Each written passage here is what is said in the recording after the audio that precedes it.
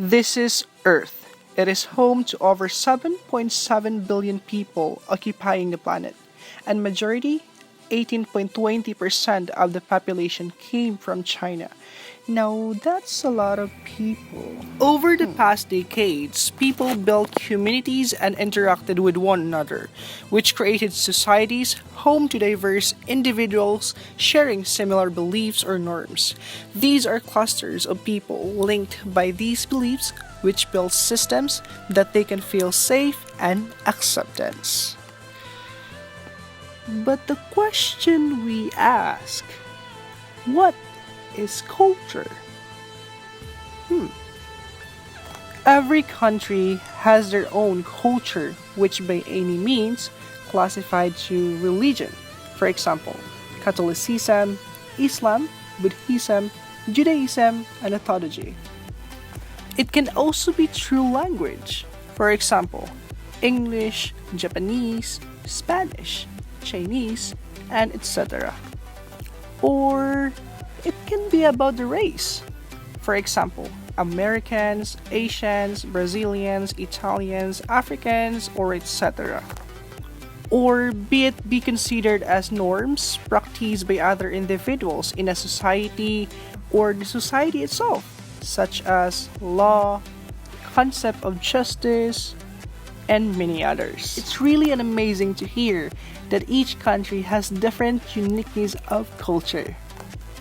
As countries interact with one another, relationships are created while building intangible connections between each one. Over the success of an eventful technological advancement, crossing the gap of the world is now made easy through boats and planes. Through them, a more linked communities of the world is starting to become a mere singular entity living in with each other respectively. A question then comes to my mind. What are the models of ethnic relations? The models of ethnic relations can be classified as assimilation, aggregation, and multiculturalism. Well, let's discuss first the assimilation. The process in which a minority group or culture comes to resemble a dominant group or assume the values, behaviors, and beliefs of another group. This is culture A. He is an individual from the city. And this is culture B. He is an individual came from the province. And so was culture C. He also came from the province.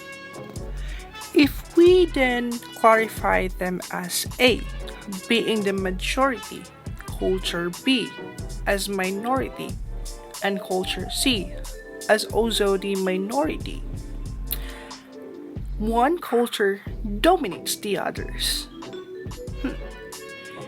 So therefore, assimilation exists.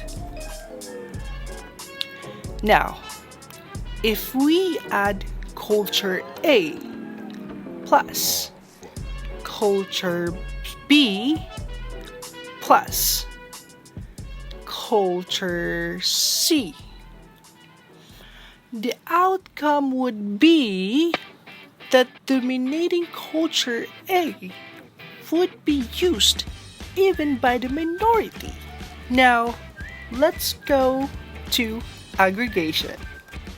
So the meaning of aggregation, it is the joining together of different cultures and coming up of another single culture.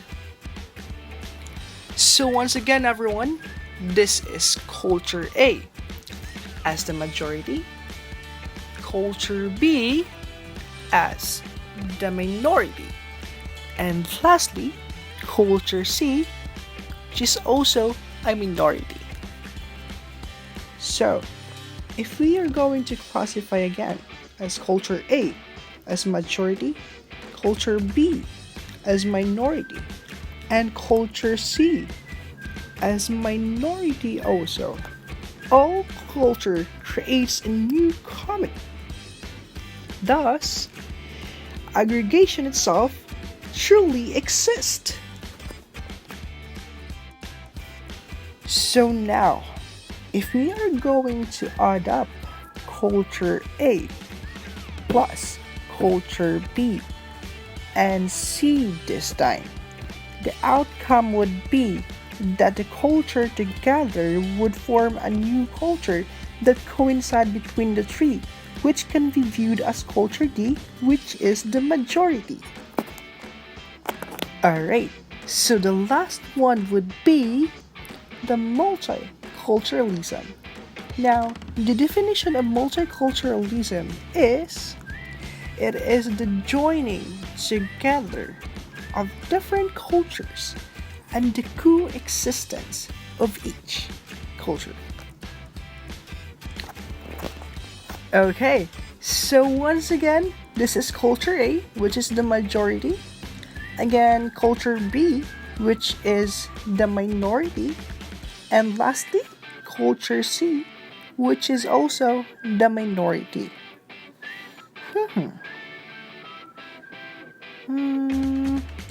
If we are going to classify as culture A as the majority, culture B as the minority, and culture C as minority, so all culture coexist with one another.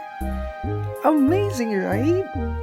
So multiculturalism truly exists.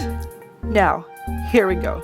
If we are going to add up culture A, B, and C all together, the outcome would be something that is utopic because of how it amplifies that these cultures can coexist, that values and of the respect to culture is built all together between the three cultures inside the society.